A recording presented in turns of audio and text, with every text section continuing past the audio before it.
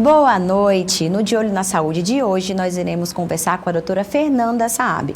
Ela que é psicoterapeuta infantil e vai conversar e explicar um pouquinho sobre os principais transtornos de saúde mental de crianças e adolescentes. Vamos conversar também com o doutor André Garcia. Ele que é dentista e especialista em harmonização orofacial e vem fazendo sucesso aqui em Rio Branco. Não perca, é daqui a pouco.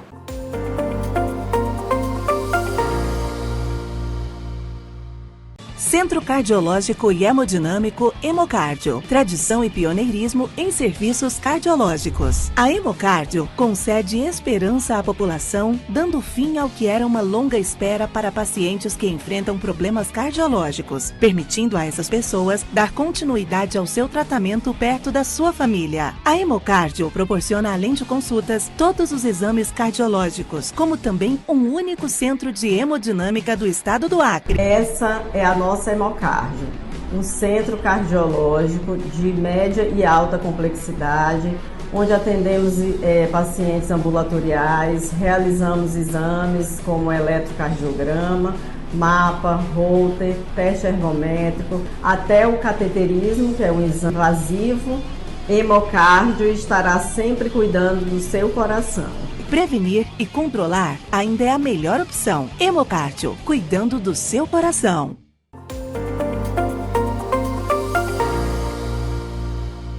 Boa noite, estamos iniciando mais um De Olho na Saúde e vamos começar nesse primeiro bloco com a doutora Fernanda Saab, ela que é psicoterapeuta infantil. Boa noite, doutora, é um prazer te receber aqui. O prazer é meu. E eu gostaria de comentar e perguntar ao mesmo tempo. Cada vez mais a gente percebe que as crianças precisam de uma atenção maior em relação à saúde mental. Então, eu gostaria que você me dissesse qual a importância da psicoterapia para eles. Então, a psicoterapia, ela é feita para compreender o ser humano, né? E eu falo que o ser humano em si, independente de criança, adolescente, adulto, todos nós precisamos, porque todos nós temos alguns gatilhos que precisa ser cuidado, precisa ser resolvido. E crianças e adolescentes, principalmente, por estar em aprendizado, né? Eu sempre falo que a criança, ela precisa da nossa atenção, ela não tem uma noção de aprendizado igual o adulto tem.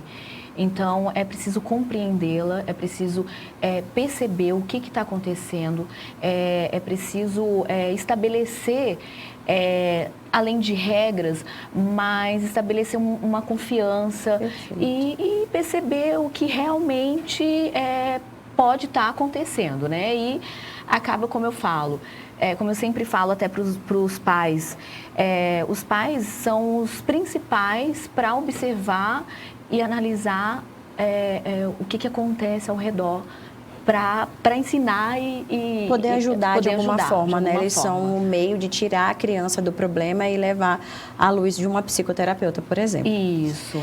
O TDAH cada vez mais vem sendo mostrado em adultos que tiveram a infância negligenciada, descobriram muito tarde. E passaram a infância, a adolescência e parte da vida adulta sofrendo por achar que tinham alguma dificuldade, o problema era com eles, com subdiagnóstico. Quais são os primeiros sinais e sintomas que um pai e uma mãe pode perceber nos filhos em relação ao TDAH? Primeiro a falta do foco, né? Então, no colégio é o principal. A criança que ela tem um TDAH, ela sempre vai ser um problema, na verdade, no colégio. O foco, a atenção, a hiperatividade. Então, assim, existe o TDAH do tipo desatento, existe o TDAH combinado, que é desatento e hiperativo, né? E existe só o TDAH na hiperatividade e na atenção, né? E os dois, no caso, combinado. Então, a primeira coisa que os pais devem fazer é observar como que está no colégio, como que está a situação do comportamento no sentido de fica quietinho no aniversário, igreja, restaurante, como que faz, como que ele se comporta, Entendi. né? E isso é uma forma dos pais estarem observando, né? E principalmente no colégio, que uma criança com TDAH, ela sempre vai ter uma dificuldade no colégio. Os professores sempre vão estar comentando alguma coisa. Eu faço avaliação neuropsicológica, então eu atendo bastante TDAH. E quando se fala da dificuldade no adulto, Existe muitos adultos que tiveram um diagnóstico depois de grande, né? E que eles conseguiram condicionar a vida. Sim, percebo muito, né? Isso de relatos de adultos. Sim. E é muito importante a gente saber da infância ter esse diagnóstico para não crescer com aquela ser taxado de você não consegue aprender, Sim. Você é muito danado, muitas vezes apanha em casa. Sim. Porque a criança infelizmente não consegue ficar quieta e acha que é por comportamento mesmo, a criança quer fazer aquilo. Sim. E não é, né? Não é. Hoje mesmo, antes de eu vir para cá, eu dei um laudo para um adulto. Ele já tem 38 anos, que ele é autista, né? E aí ele chegou e fez a pergunta para mim, Thea, no caso, ele chegou para mim e fez a pergunta, mas como? Que depois de grande que eu fui ver isso, como que eu consegui viver? Eu falei, você condicionou a sua vida com déficit, né? Você conseguiu, por mais que você tenha percebido situações que os outros olhavam e falavam, mas você precisou condicionar a sua vida daquela forma. Por isso, hoje você trabalha, você tem uma vida normal sem precisar fazer uma reabilitação. Coisas que hoje, crianças, a gente indica que faça uma reabilitação para quando chegar na idade, já saiba lidar muito melhor com a situação. Facilitar a vida deles, né? Isso. É até engraçado, porque eu vi o relato de uma paciente adulta e aí ela disse que todas as vezes que ela ia às festas com as amigas, quando ela chegava pelo som alto, ela começava a se irritar muito e aí tinha vontade de chorar e ir embora. E todo mundo falava para ela, nossa, é esquisita. E ela cresceu com aquilo, com baixa estima, achando que era esquisita e, na verdade, ela tinha autismo. E por falar em autismo, como é que os pais podem ficar mais ligados, assim, características que são mais ligadas ao autismo, para que eles possam acender a luzinha e levar para procurar um diagnóstico? Assim, os critérios são bastantes, né? A gente sempre fala que o autismo e o TDAH têm critérios parecidos, mas a gente só consegue entender que é o TDAH ou o TEA com a quantidade de critérios, né? E assim, um especial, não é especial, um que é importante, que a gente logo percebe no caso, é o foco, é o que eu falei para você. Seletividade alimentar. Seletividade alimentar, mas o visual. Sim. Então, assim, eles não conseguem ter manter o contato. Contato visual. Eles não conseguem ter o contato visual, a seletividade alimentar, tá? A hiperatividade também, né? Sim. E que é um critério também de TDAH. O do TEA, que a gente chama, que é o transtorno espectro autista, ele é bem amplo, Sim. né? Ele é bem amplo. Então, assim, a primeira coisa que os pais devem perceber é essa dificuldade também no colégio, a seletividade alimentar, no caso, o visual, né? Tem relação a barulhos também, formas eles têm características de enfileirar coisas, né? Isso, enfileirar e também, assim, de não gostar de multidão, né? Eles não gostam de multidão, eles não gostam de socializar, né? Então, assim, a socialização para eles é muito difícil. E o barulho também, tanto é que a maioria, eles põem a mão, porque não, Sim. né? E a socialização de brincar sozinhos, de não gostar de companhia. A gente sempre até pergunta nas anamneses para os pais se eles conseguem fazer amizade, se tem amigos, né? Porque isso é uma característica também de ter amigos, de procurar brincar com alguém ou brincar sozinho. Sim. E isso E que é muito importante para a vida adulta. A gente precisa socializar, ter amigos e até mesmo no trabalho. Então, se esse diagnóstico não é feito cedo, mais uma vez eu reforço, mães e pais, vão estar dificultando a evolução, a vida adulta dessa criança que poderia ter aprendido, ter feito terapia, ter sido estimulada para que isso melhorasse. Sim. Agora, um ponto que eu acho muito importante, os pais que têm filhos autistas sempre falam em relação à seletividade alimentar, que é assim um ponto quase que mais difícil em relação ao transtorno. Como que eles podem melhorar o trato com isso? Como facilitar um pouco mais a vida? Na verdade, a gente sempre recomenda o nutricionista, né? Não tem como você obrigar o seu filho a comer uma coisa que ele vai se frustrar, né? Então, é você tentar se adaptar à forma, à alimentação dele, né? E assim, se adaptar como? Como que a gente faz para se adaptar? Tenta ir no nutricionista, tenta ver o que ele gosta de comer. Eu sei que às vezes é muito difícil você forçar, ou então é muito difícil você ver um filho que não come arroz, não come feijão. Tem crianças que comem só pastosos, né? Então, tem toda essa dificuldade e que acaba que a imunidade baixa, vem as consequências depois, Sim, não né? desenvolve mandíbula, enfim.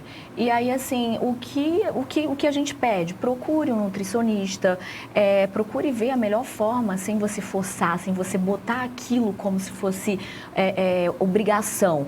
É obrigação? Tem que comer? Sabemos disso, mas vai ser algo que vai ser frustrante e que talvez a criança nem seja pior. Sim, fica uma coisa mais agressiva. E ela rejeite mais ainda. Isso. E infelizmente estamos terminando o nosso primeiro bloco, mas não sai daí, porque no segundo bloco nós iremos conversar tudo sobre os transtornos que os adolescentes em geral andam apresentando. Se você for pai e mãe, fica ligado.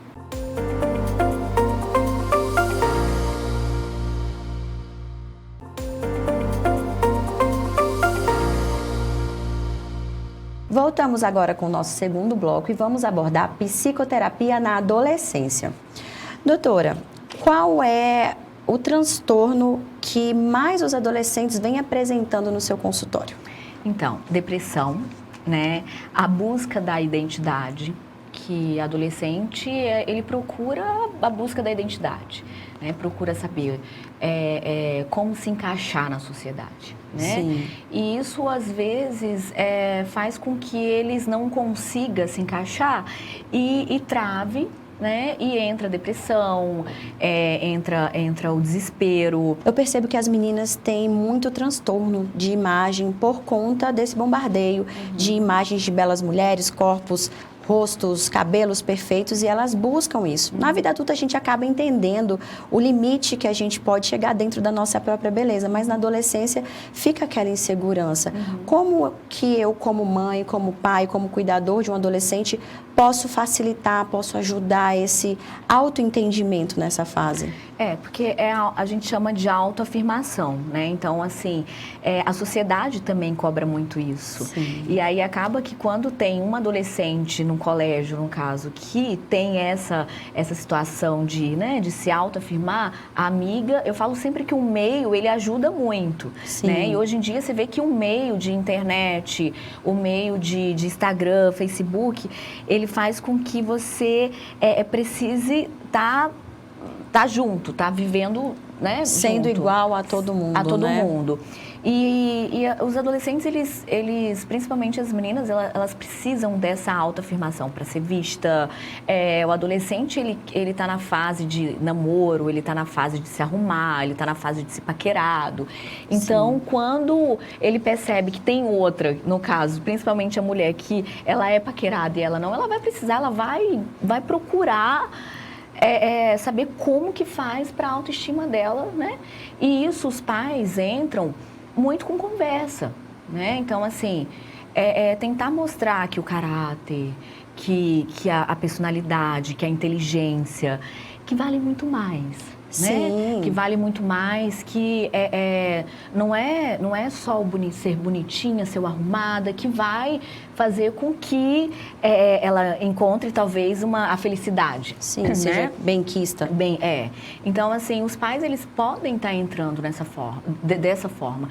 E quando perceberem que é algo excessivo, né? Que já tá no limite, aí sim é hora de procurar uma ajuda psicológica, né? É hora de você procurar para o seu filho um psicoterapeuta para mostrar, para ensinar, para ela poder ajudar de alguma forma. Entendi. que não é só beleza, né? Que não é só a autoafirmação. E se cobrar tanto, E se né? cobrar Que é tanto. linda do jeito que veio e tem Isso. sua beleza própria. Sim, sim. A gente percebe que os adolescentes são mais agressivos, de certa forma, mais difíceis de conversa, até porque estão atravessando uma fase de muitas mudanças. Como que um pai e uma mãe pode conseguir enxergar uma depressão em meio a tanta distância? Que o adolescente ele faz questão de ser um pouco mais distante dos pais. Sim. Como quebrar essa barreira? Na verdade, assim, os pais eles devem perceber com o isolamento, né? O adolescente que ele está bastante isolado, que ele não conversa, que você não tem ideia do que ele pensa realmente, porque eu sempre aconselho os pais que eles devem ter uma noção, uma ideia do que passa na cabeça do seu filho. Isso aí você tem que ter uma ideia do de como que ele é, do jeito dele, da personalidade dele. Quem é o seu filho, né? Então, assim, isso aí eu sempre falo que é o dever do pai, Sim. né? E aí, como que percebe isso? Quando você tem esse primeiro momento, você tem a noção de como que é seu filho e você começa a ver que ele está diferente. O diferente de isolamento, de amigos, de só celular, de não querer sair, até a forma física de se vestir, de cortar cabelo, de não querer fazer nada, de não, sabe? Até isso engloba, a gente pode estar observando, né? Até na situação de isolamento, para mim, é o principal. De isolamento da conversa, de não se expor, de não falar, de um sorriso, de você perceber a tristeza. Entendi. Né? Porque você tem como perceber quando o seu filho está triste ou não.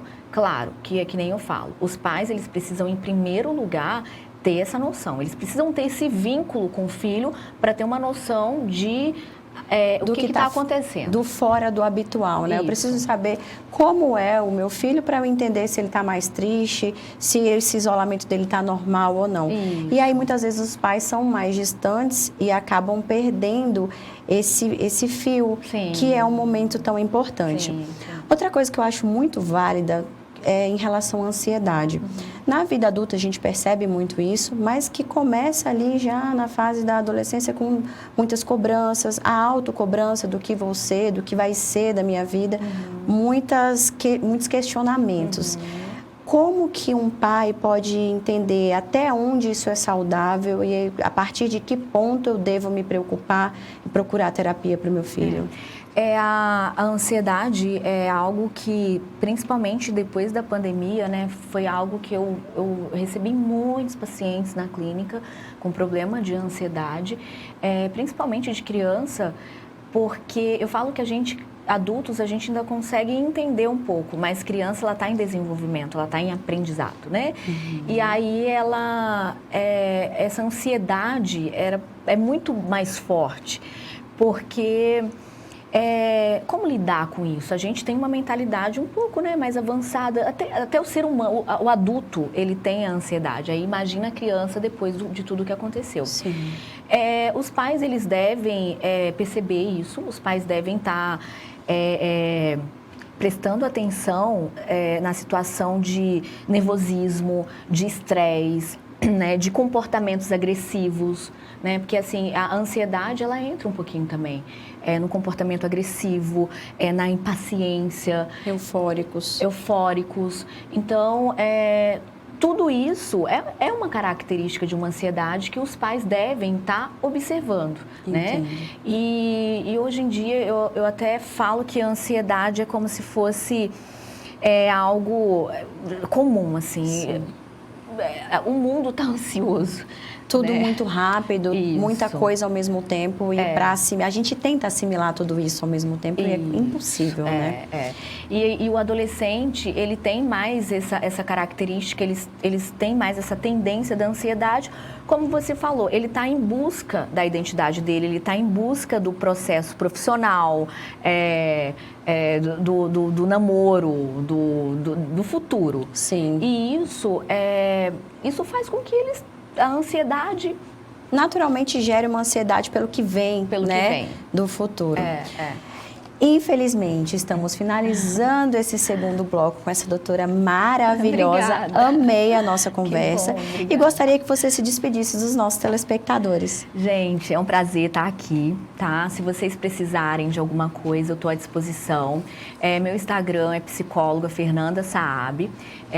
Eu atendo em 2 clínicas, na Clinivita e Clínica Afeto. Então, eu trabalho com a psicoterapia infantil, adolescente e adulto, avaliação neuropsicológica também, que hoje em dia é bem procurado, tá? E estou à disposição. Obrigada, doutora. E você não sai daí que no terceiro bloco voltaremos com o doutor André Garcia, ele que é dentista especialista orofacial. É já já.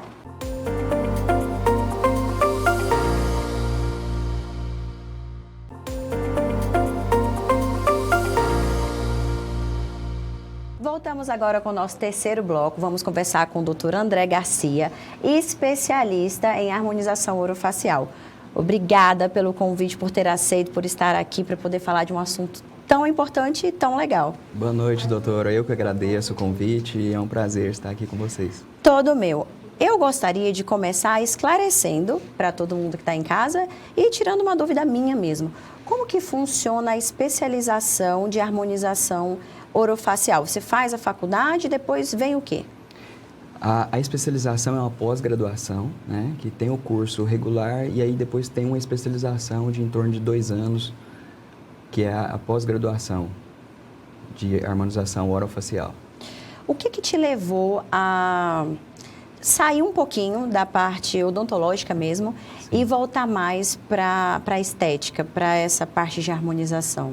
Olha, no curso de odontologia a gente já estuda muito a parte estética, né, que é devolver o sorriso das pessoas, né, trazer melhoria da autoestima, trazer alegria, né, e também eu procurei fazer uma especialização antes, que era a ortodontia, que é corrigir os dentes, alinhar os dentes, né? Sim. E isso também trazia muito isso, a melhoria da estética facial também. E a harmonização orofacial veio a encaixar perfeitamente nessas áreas que eu sempre busquei, que é uma melhoria da face, melhoria da estética facial. Devolver, dar um pouco mais de alegria para as pessoas. Isso. Entendo. Agora, assim, é polêmico e não é, né? Porque já é fato que vocês são aptos a fazer esse tipo de tratamento, a fazer harmonização orofacial, tá, minha gente? Para quem não sabe. E o que você tem para falar para as pessoas que ainda têm dúvida se o dentista é capaz ou não de fazer um tratamento, uma harmonização? Sim. No curso de graduação, nós estudamos muito cabeça e pescoço. Não só a fisiologia, mas também a anatomia. Então, todos os detalhes que envolvem as estruturas de cabeça e pescoço, que é a base para que possamos realizar esses procedimentos estéticos de injetáveis. Então, juntamente com o curso de graduação, em que estuda durante aí 2 anos toda essa parte, o cirurgião dentista realmente fica capacitado para realizar esses procedimentos. Conhecendo bem a anatomia, Sim. né? E a odontologia também, existem outras especialidades que já atuavam de forma de reconstrução de face, como a cirurgia bucomaxilofacial, que já atua desde o início em reconstrução de face, cirúrgica, de acidentados, né? Cirúrgica, juntamente com a equipe médica em hospitais. Então, a odontologia já vem caminhando para essa área já por um bom tempo. Sim, e é assim bem complexo. Para quem não sabe, até aqui no pronto-socorro eu atuo lá também e já operei várias vezes com especialistas, dentistas especialistas nessa área, bucomaxilo, que fazem verdadeiras reconstruções, assim, é incrível de ver. Sim. Mas me conta, o que é que mais aparece para você no consultório? O que o pessoal está mais buscando hoje em dia? Olha, o pessoal busca muito o rejuvenescimento facial, né? Busca ter uma boa aparência, descansar a face, e aí vem o botox, né? Os bioestimuladores de colágeno, que estimula o seu próprio colágeno, né? Os fios de tração, Então, são os preenchimentos faciais, porque com o envelhecimento você vai perdendo as gorduras, o rosto vai, em outras palavras, vai derretendo. Sim. Né? Então, os preenchedores vai reposicionando aquele tecido de forma a devolver a juventude de uma forma mais delicada, né? Sim. E me fala outra coisa. Muita gente tem medo das complicações e muita gente também nem sabe a quantidade de complicações que podem acontecer com um simples procedimento, tá? Existem, que nem a gente estava conversando, nós estávamos conversando anteriormente, sobre complicações em relação até à retina, em alguns casos de preenchedores em algumas localizações da face. Como que a pessoa pode se prevenir, pode se precaver de tudo isso? Olha, como em toda a área médica, cirúrgica, é importante se procurar um profissional de excelência na área, né? Que foi devidamente, que está inscrito devidamente no conselho, né? Que fez as pós-graduações da área, que você tenha referências, né? Agora, atualmente nós temos muitos estudos científicos que dão embasamento para aqueles profissionais que estudam, né?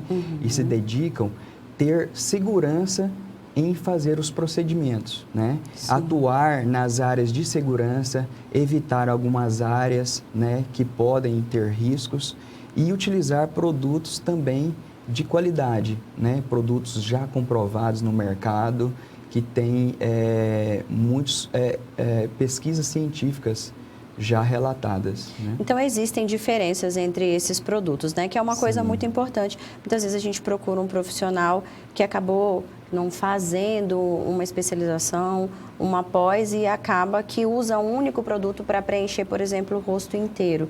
Isso pode causar algum tipo de problema? Sim, pode causar alguns problemas, sim, dependendo do produto, pode causar alguma certa alergia, né? Então, a gente tem que avaliar bem o paciente, verificar toda a anamnese do paciente, o estado médico do paciente, né? Verificar se ele está apto realmente para realizar o procedimento, né?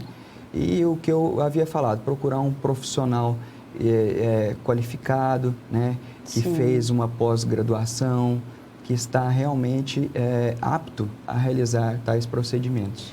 Qualquer idade pode procurar para poder fazer esse tipo de procedimento? Ou você tem mais ou menos uma faixa etária que você gosta de trabalhar? Porque hoje em dia, cada vez mais as mulheres estão procurando procedimentos estéticos mais cedo. E tudo bem ou prefere deixar para quando estiver com uma idade mais avançada? Sim, tem alguns procedimentos, porque após os 25 anos de idade, principalmente, tanto o homem quanto a mulher, começa a cair um pouquinho a quantidade de colágeno. E aí já pode ser realizado alguns procedimentos para manter esse banco de colágeno, para que a pessoa continue jovem. Os bioestimuladores, né? Os bioestimuladores. Também uma busca frequente, também até pessoas jovens que queiram aumentar o lábio, dar uma hidratada no lábio, um preenchimento labial, né? Sim. Então, essas pessoas jovens normalmente buscam isso. E podem se submeter a esses procedimentos. Sim. Infelizmente, estamos chegando ao final do nosso programa. Foi um prazer te receber aqui, doutor. Eu gostaria que você se despedisse dos nossos telespectadores. O prazer foi meu, foi muito legal a entrevista. E eu estou à disposição, eu tenho consultório particular aqui em Rio Branco e localizado na Cerâmica. E meu Instagram é Dr. André Garcia, _ e estou à disposição para qualquer dúvida, qualquer questionamento. Obrigada, doutor. E essa quinta-feira me despeço de vocês. Espero que tenham uma semana abençoada, com muita saúde física e principalmente mental, que traz paz e leva a gente a conseguir fazer tudo que queremos e realizar todos os nossos sonhos. Beijo grande para todo mundo.